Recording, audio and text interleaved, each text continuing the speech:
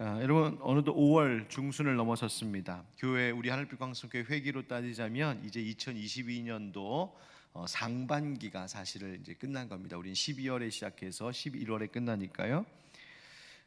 이제 상반기를 거의 다 보내면서 우리가 올해 주제의 말씀으로 삼았던 사도행전 9장의 말씀을 다시 한번 기억해 봅니다. 올해의 표어를 먼저 한번 따라해 보실까요? 예수님 따라 초대교회처럼. 예수님 따라 초대교회처럼. 주제 말씀도 기억하십니까? 사도행전 9장 31절 말씀인데 한번 같이 다시 읽어보겠습니다. 시작.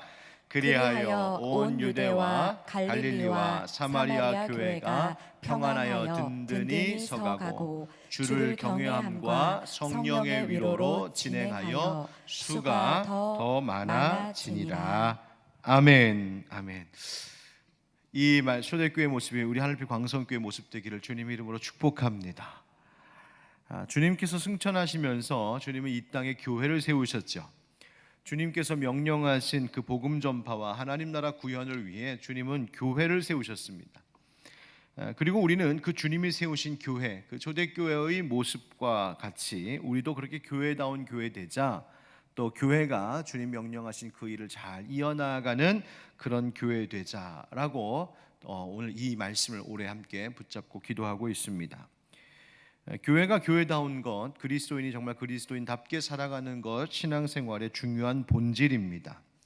그런데 교회가 교회답게 되고 그리스도인이 그리스도인답게 살아가는 것에는 반드시 선행될 것이 있습니다. 그것은 주님께서 교회를 세우시기 전에 먼저 하신 일이기도 합니다. 그것이 뭘까요? 바로 믿는 자들에게 성령을 부어주신 일입니다. 주님께서는 이 땅에 교회라고 하는 조직, 공동체를 세우시기 전에 먼저 성령을 부어주셨습니다. 약속하신 대로 성령 받아야 그리스도인이 되고, 성령 받아야 교회가 되고, 성령 받아야 말씀, 복음 전하는 자들 될 수 있기 때문입니다. 개인도 마찬가지입니다. 우리가 그리스도인으로서 살려면, 내가 예수 믿는 자답게 살려면 결국 성령 받아야 되고, 내 안에 거하시는 성령님과 동행해야 하고, 성령으로 충만하지 않고는 그 일은 가능하지 않은 겁니다. 그래서 여러분, 유명한 전도자 무디 아시지요? 무디가 이런 말을 했습니다. 뭐라고 말했냐면, 하나님의 성령 없이 그리스도인으로서 살려고 애쓰느니 차라리 귀 없이 들으려고 애쓰십시오. 차라리 폐 없이 숨을 쉬어보려고 애쓰는 것이 더 나을 겁니다. 그렇게 말했어요. 그러니까 성령 받지 않고 성령 충만 없이 그리스도인으로서 살 수 있다는 말이에요? 없다는 말이에요? 없다는 말이에요. 내가 성령 안에 거하지 않고 성령의 충만함 없이, 성령님께서 나를 주관하시고 성령님께서 원하시는 그것에 나를 맡기고 드리는 삶 없이는 절대로 그리스도인은 그리스도인답게 살 수 없고, 교회가 교회다울 수 없다는 말이에요. 따라서 우리가 그리스도인다운 그리스도인 되자라고 하는 말은 성령의 사람 되자는 이야기이고, 우리 하늘빛 광성교회가 정말 초대교회 같은 교회, 하나님 기뻐하시는 그런 교회다운 교회 되자라는 말은 결국 우리 성령의 교회, 성령의 공동체가 되자, 바로 그 이야기와 같은 말입니다. 자, 그러면 여러분, 성령님 사모하십니까? 성령님과 동행하고 계시나요? 어제도 오늘 아침에도 성령님께 순종하셨습니까? 정말입니까? 아멘. 성령님 순종하는 삶 살아야 된다. 지난 수요 예배 설교를 통해서 우리가 성령 강림절 기다리면서 왜 우리가 로마서 8장을 함께 좀 묵상하고자 하는지에 대해서 말씀드렸었어요.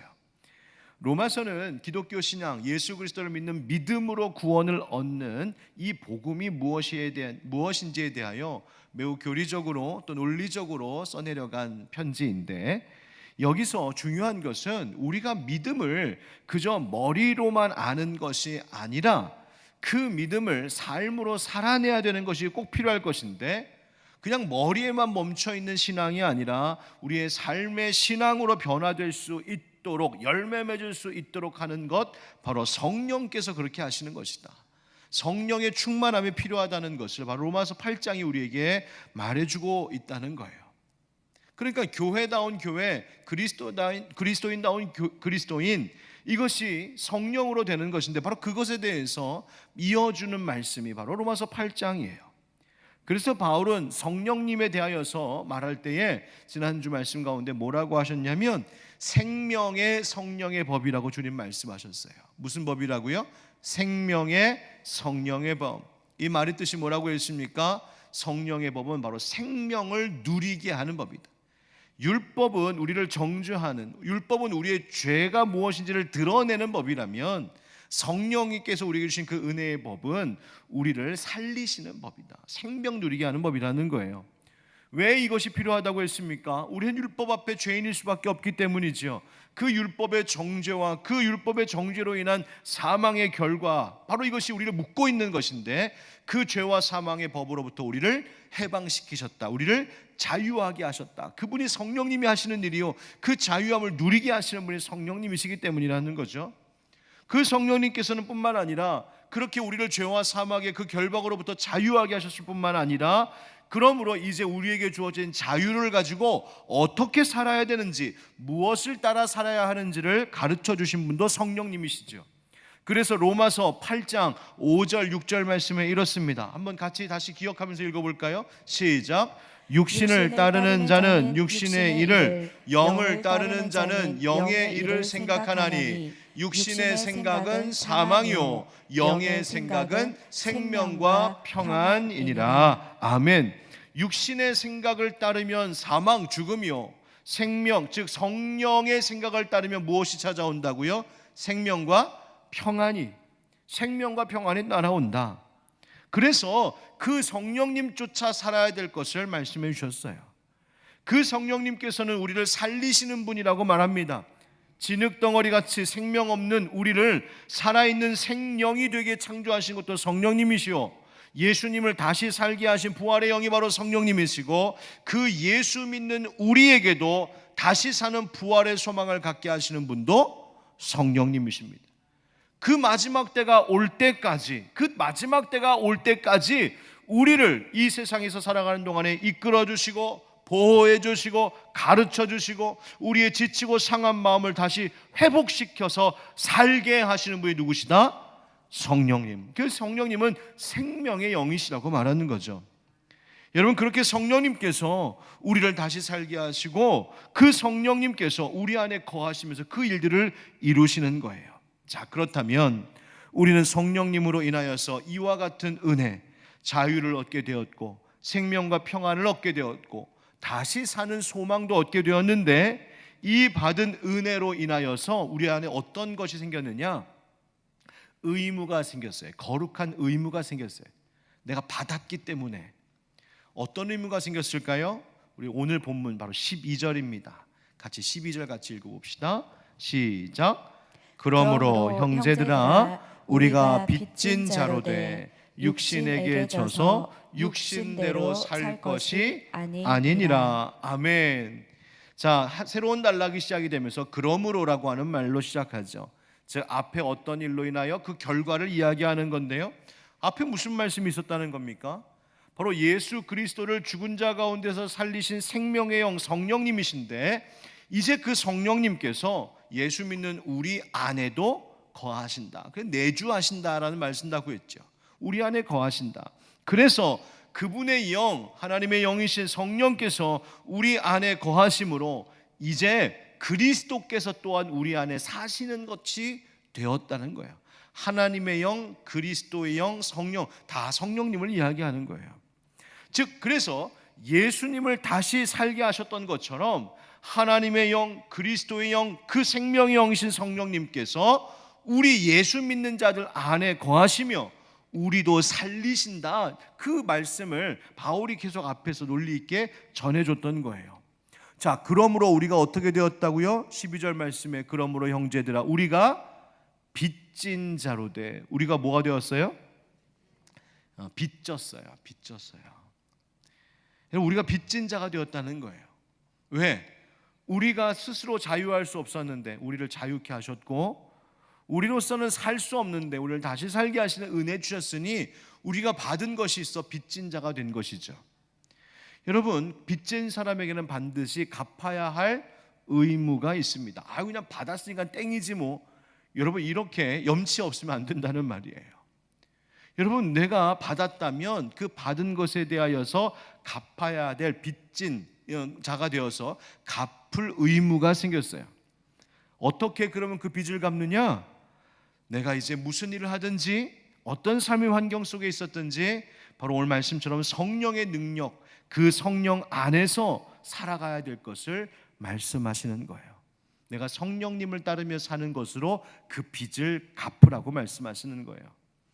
12절 하반절 말씀하시는 것처럼 우리가 육신에게 빚을 진 것이 아니라, 그죠?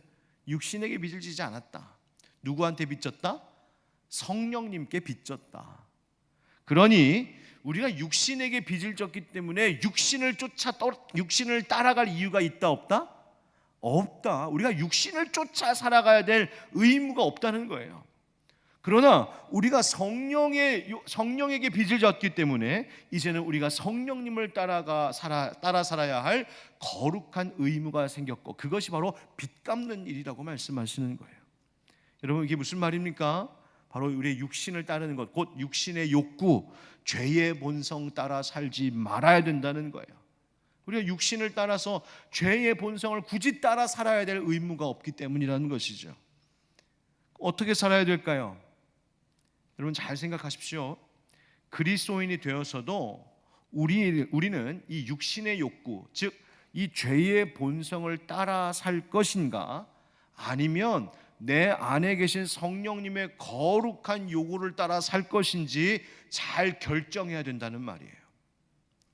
그래서 날마다 매 순간 내 마음의 의지와 결정이 필요한 거예요.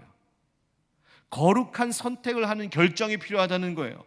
내 속에 하나님께서 원하시는 거룩한 삶으로 살아갈 것인지, 아니면 나의 옛사람, 나의 이 죄의 본성을 여전히 쫓아가는 삶을 살 것인지 선택할 수 있는 의지가 우리에게 주어졌다고요. 여러분, 어떻게 하면 빚을 갚을 수 있다고요? 바로 그 선택에 있어서 내가 예전에 살았던 그 죄의 본성을 쫓아가는 그 삶을 거절하고 내 안에 내가 빚진 그 성령님께서 원하시는 대로 살아가는 삶을 매 순간마다 결정하고 실천하며 살면 그것으로 우리의 은혜의 빚을 갚으며 사는 것이라고 바울이 이야기하고 있는 거예요. 그래서 13절에 뭐라고 합니까? 13절 같이 읽읍시다. 시작. 너희가 육신대로 살면 반드시 죽을 것이로되 영으로서 몸의 행실을 죽이면 살리니. 아멘. 오늘 성령님께서 우리에게 말씀하시는, 증언하시는 세 가지가 있는데요. 첫 번째, 따라 합시다. 몸의 행실을 죽이라고 하십니다. 몸의 행실을 죽이라고 하십니다. 여러분, 내 마음과 행동의 그 결정이 이 육신을 따르게 되면 내 몸이 그저 바라고 죄의 본성대로 그냥 살면 그 결과는 뭐라고 말씀하시냐면 반드시 죽을 것이로 돼. 죽을 것이로 돼. 그런데 우리에게는 죽는 길만 있는 것이 아니라 사는 길도 있다고 하시죠? 어떻게 하면 산다고요? 몸의 행실을 죽이면, 몸의 행실을 죽이면 산다. 13절 말씀이에요. 그러면 몸의 행실이 뭘까? 풀어 말하자면 죄의 본성을 가진 이 몸에서 나오는 모든 악한 행동과 습관들을 그대로 따라 살아가는 것을 말하는 거예요. 내 죄악된 본성을 따라가는, 내 몸의 욕심을 따라가는 그 악한 행동과 습관들, 그것을 그대로 두고 그것대로 살면 그 영혼의 결과는 뭐다? 죽음이라는 말이에요. 그래서 17세기의 청교도 신학자이자 목회자였던 존 오웬은 아주 유명한 그리고 매우 어려운 책을 하나 썼는데, 그 책의 제목이 뭐냐면 우리말로 번역하기를 죄 죽이기 이렇게 해서 죄 죽이기. 뭐를 죽인다고요? 죄 죽이기. 원래 원제로 하면 mortification of sin, 그래서 죄의 고행, 이런 우리말로 얘기하면 금욕 뭐 이런 말인데, 죄 죽이기라고 하는 말이 조금 더 성경에 더 맞는 것 같아요. 이 오웬이라고 하는 신학자이자 목회자는 당시 17세기에 영국의 칼빈이라고 할 정도로 그렇게 탁월한 신학자였고 또 개신교 역사 속에 굉장히 큰 역할을 한 인물인데, 그가 이 책에서 뭘 말하고 있냐면 이 죄 죽이기라고 하는 책을 통해서 뭐라고 말하냐면 내 안에 있는 이 몸의 행실, 즉 죄의 본성을 따르려고 하는 그 욕망과 또 그런 선택과 그런 행실을 우리가 죽이며 살아야 된다는 거예요. 여러분, 우리가 죄의 죽임 없이는 내가 아무리 좋은 일을 많이 하고 아무리 많이 봉사한다고 해도 그 절대로 온전하지 못하다고 말합니다. 내가 죄를 죽이지 않고는 하나님을 절대로 기쁘시게 할 수 없고, 내가 죄를 죽이지 않고는 어떤 영적인 유익이나 마음의 평안도 얻지 못할 것이라고 말합니다. 죄를 죽인다는 게 뭘까? 여러분, 죄가 이렇게 있어서 어떻게 죽이란 말인가? 바로 죄와 철저히 싸워서 이기고자 하는 그 마음을 이야기하는 거예요. 죄가 있을 때에, 또 죄의 유혹이 있을 때 그것을 그냥 가볍게 여겨서 뭐 그럴 수 있지, 혹은 그 죄의 달콤함을 즐기는 그런 나의 마음의 그 악한 욕구들과 철저히, 그 유혹과 철저히 싸워 이김으로 죄가 힘을 못 쓰게 하는 그 삶을 살아가야 된다는 거죠. 골로새서 3장 5절에 보면 그럴 대상들이 이렇게 나오죠. 그러므로 땅에 있는 지체를 죽이라, 즉 몸이에요. 곧 음란과 부정과 사욕과 악한 정욕과 탐심이니 탐심은 우상 숭배니라. 아멘. 여러분, 성령님께서 하시는 일 중에 가장 중요한 첫 번째 일이 뭐냐면 우리의 영혼에 있는 죄를 깨닫게 하시는 거예요. 내가 무슨 죄가 있는지, 죄인 줄 몰랐고 죄라고 생각하지도 않았던 그것이, 혹은 죄인 줄 알면서도 가볍게 여겼던 그것을 성령님이 내 안에서 어떻게 깨닫게 하시냐면 이 죄가 얼마나 큰 죄인지, 얼마나 무서운 죄인지를 깨닫게 하시는 거예요. 그래서 그 죄로 인하여서 나에게 애곡하게 하시고 애통하게 하시고 참회하게 하시는 거죠.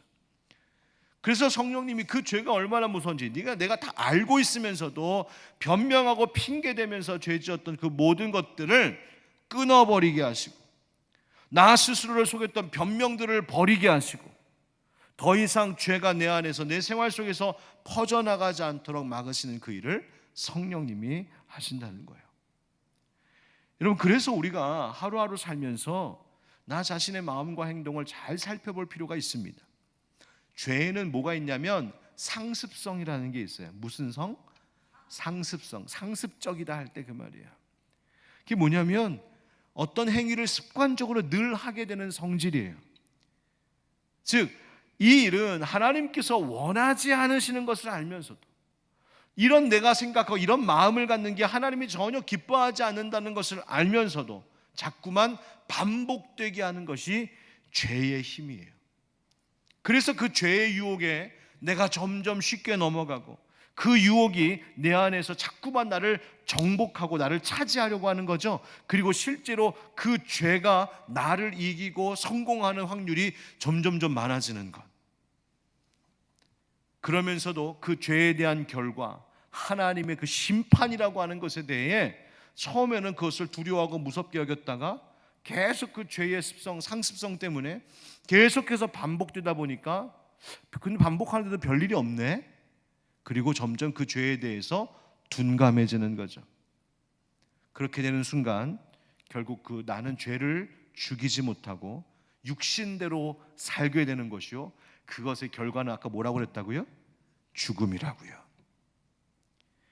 여러분, 성경이 말하는 몸의 행실, 하나님께서 보시기에 기뻐하지 아니하시는 그 악한 죄악된 나의 삶의 모습들에 대해서 여러분 어떤 반응을 보이십니까? 전 그런 적 없어요. 내가 때로는 부인하기도 합니다. 내가 죄 져놓고도 난 그게 나쁜 건지도 몰랐어요. 제가 원래 죄가 많아서 그래요. 제가 연약해서 그래요. 핑계 대는 거죠. 제가 가끔 그런 적은 있지만 이렇게 상습성 얘기할 만큼 그렇게 습관적이진 않아요. 나름 죄 안 지으려고 꽤 노력은 해요. 우리 그렇게 변명하기도 해요. 이 정도는 괜찮잖아요.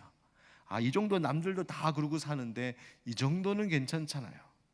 여러분, 이 모든 것이 다 내 안에 있는 몸의 행실을 죽이는 것과 정반대되는 몸의 행실을 오히려 더 살리고 북돋아주는 변명이라는 사실을 우리 철저히 깨닫고 회개해야 됩니다.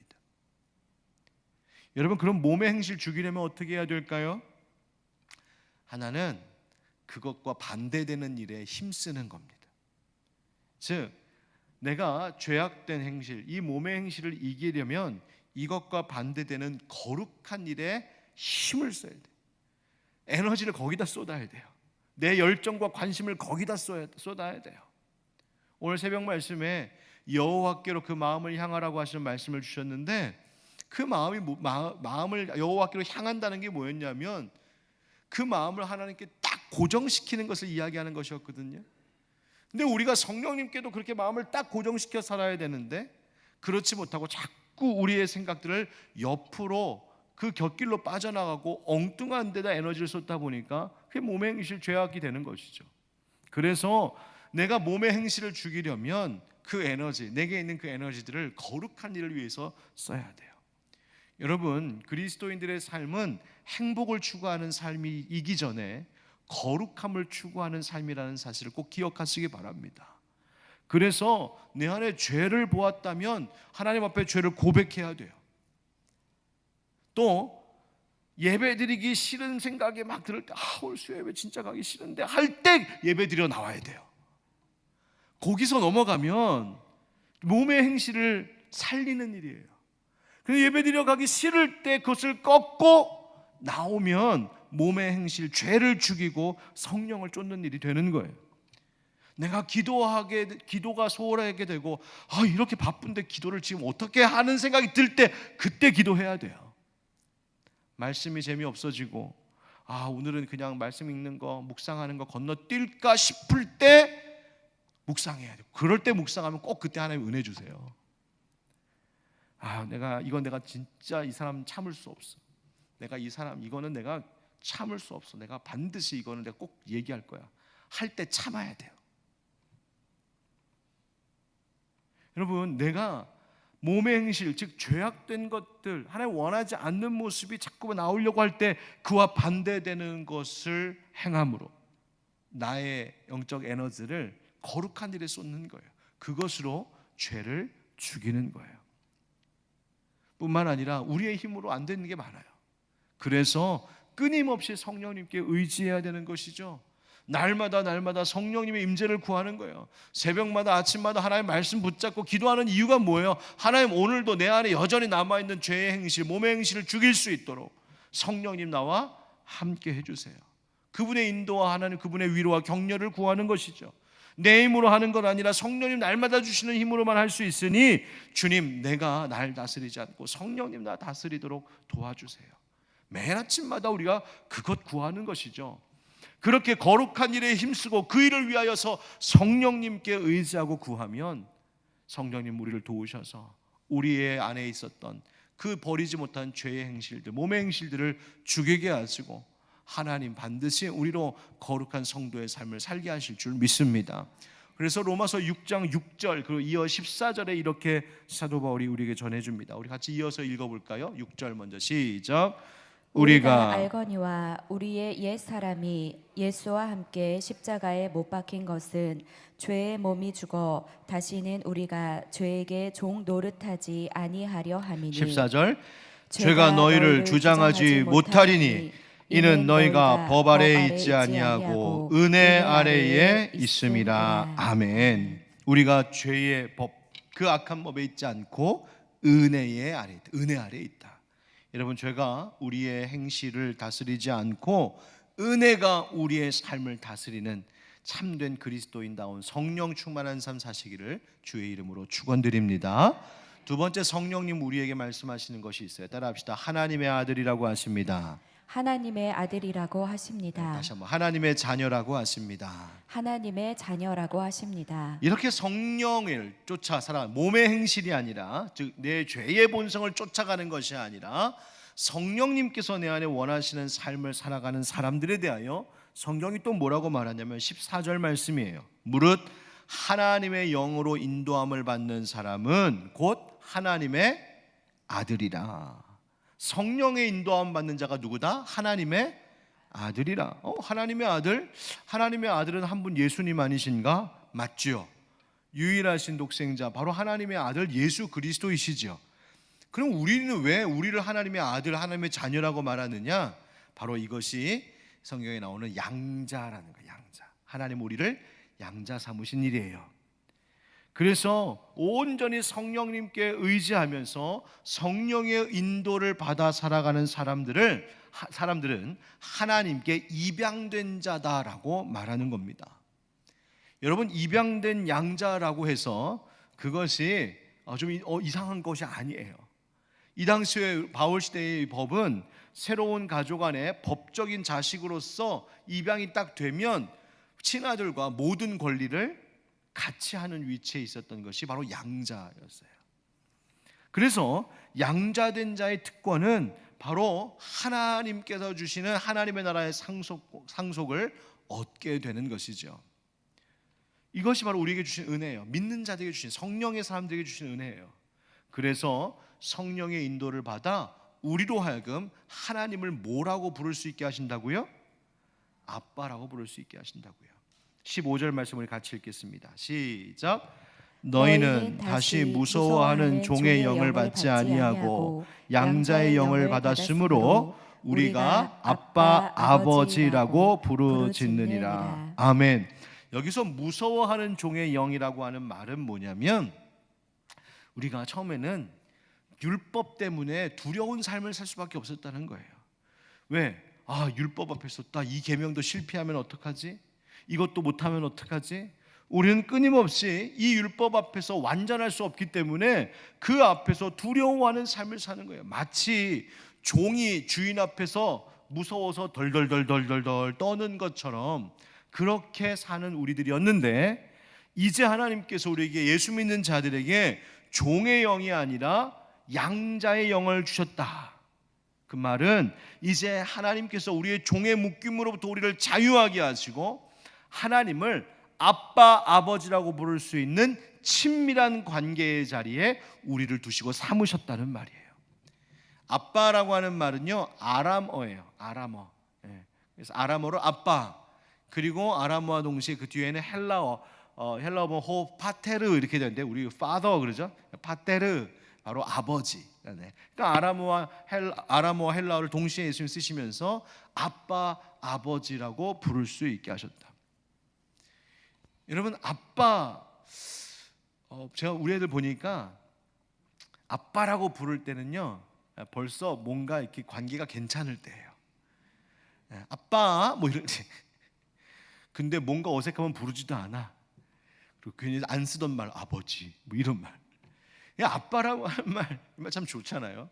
아빠라는 말이요, 친밀함을 얘기하는 거예요. 마치 한 식탁에 둘러앉아 있는 가족들이 서로 아빠라고 부르고 아버지라고 부르는 바로 그 관계를 이야기하는 거예요. 여러분, 그런데 우리가 하나님을 아버지, 아빠라고 부르기가 참 거시기 할 때가 있어요. 언제 그럴까? 내가 또 짓던 죄 또 졌을 때, 죄송해갖고 내가 죄 졌는데 저번에도 이거 가지고 또 하나님 회개했는데 똑같은 죄 또 져놓고서 이거 어떡하지? 면목이 없는 거죠. 또 이럴 때도 있어요. 인생의 시험과 고난이 닥쳤는데 도대체 내 아빠, 우리 하나님 어디서 뭐 하시는지 느껴지지 않을 때, 마치 아이들이 학교 갔다 집에 딱 들어와서 엄마하고 아빠하고 딱 들어왔는데 집에 아무도 없는 썰렁한, 마치 그 모습처럼 하나님, 마치 내가 혼자 있는 것 같아서 그냥 하나님한테 삐져가지고 나 혼자 인생길 가는 것 같아서 아빠 아버지 부르기도 싫은, 그 말도 안 나오는, 즉 의심과 불안이 쌓일 때, 영적으로 침체되어 있을 때도 아빠 아버지 안 나와. 그런데 그때 우리 안에서 말씀하시는 분이 계시대요. 누구시다? 성령님. 우리 16절 같이 읽겠습니다. 16절 다 같이 시작. 성령이 친히 우리의 영과 더불어 우리가 하나님의 자녀인 것을 증언하시나니. 아멘. 우리가 무엇이라고요? 하나님의 자녀. 그러면 성령님께서 우리가 그렇게 때로도 하나님 앞에 부끄러울 때, 또 하나님 또 의심과 불안함에 있을 때, 내가 하나님 정말 내 아버지신가, 내가 정말 하나님의 자녀인가? 라고 하는 의심도 들 때가 있는데, 어떤 방식으로 우리에게 내가 하나님의 자녀임을 확인시켜 주실까? 보니까 먼저는 우리 안에 내적인 확신을 주세요. 마음에. 그럼에도 불구하고 말씀을 읽다가 기도하는 가운데에 깨닫게 하시는 거예요. 그래, 내가 이렇게 죄가 많은 인생이지만 예수님께서 내 죄를 위해서 십자가에서 죽으셨으니 내가 그 예수님의 은혜를 믿으니 그래, 난 여전히 하나님의 아들, 하나님의 딸. 내 안에 그 확신을 주시는 거예요. 내적인 확신. 내가 하나님의 자녀임을 자각하게 하는 일을 성령님이 하시는 거예요. 또 하나는 하나님을 너무 사랑하는 마음을 주세요. 성령님이. 하나님이 너무 좋아요. 하나님이 너무 좋아요. 비가 오고 바람 불고 폭풍우가 쳐도 나 하나님 앞에 예배하러 나올 수밖에 없는 것은 하나님이 너무 좋아서, 하나님에 대한 사랑의 마음을 갖는 것, 그 성령님이 하시는 거예요. 또 한 가지는 그래서 순종할 마음도 주세요. 하나님, 내가 지난번에도 실패했고, 하나님 내가 약속했는데 또 내가 못했지만 하나님, 다시 성령님 의지해서 다시 하나님 원하시는 대로 살겠습니다. 하나님 명령하신 일 하겠습니다. 복음 전하시니 하나님 복음 전하고, 다음 주에는 혼자 오지 않고 둘이 오겠습니다. 우리 목사님 어지간하다 하시죠. 그 성령님 내 마음에 주시는 그것은 내가 순종할 마음 주시는 것, 그게 다 뭐다? 성령님이 내 안에 넌 하나님의 자녀야 라고 말씀하시는 거예요. 갈라디아서 4장 5절 6절을 한번 같이 읽읍시다. 앞에 화면에 있어요. 시작. 율법 아래에 있는 자들을 속량하시고 우리로 아들의 명분을 얻게 하려 하십니다. 너희가 아들임으로 하나님이 그 아들의 영을 우리 마음 가운데 보내사 아빠 아버지라 부르게 하셨느니라. 아멘. 아멘. 오늘 성령님께서 우리에게 두 가지 말씀하셨어요. 첫째, 성령님이 우리의 몸의 행실을 죽이라고 하신다. 성령님 따르라고 하신다. 두 번째, 너는 하나님의 자녀다. 세 번째가 있는데 오늘은 여기까지. 세 번째는 다음 주에 하겠습니다. 이 세 번째까지 하면 시간이 넘어갈 것 같아요. 다시 한번 따라합시다. 몸의 행실을 죽이라 하십니다. 몸의 행실을 죽이라 하십니다. 하나님의 자녀라고 하십니다. 하나님의 자녀라고 하십니다. 오늘 이 말씀에 귀 기울이고 성령 충만한 우리들 되어서 교회다운 교회, 그리스도인다운 그리스도인 우리 되기를 예수님의 이름으로 축원드립니다.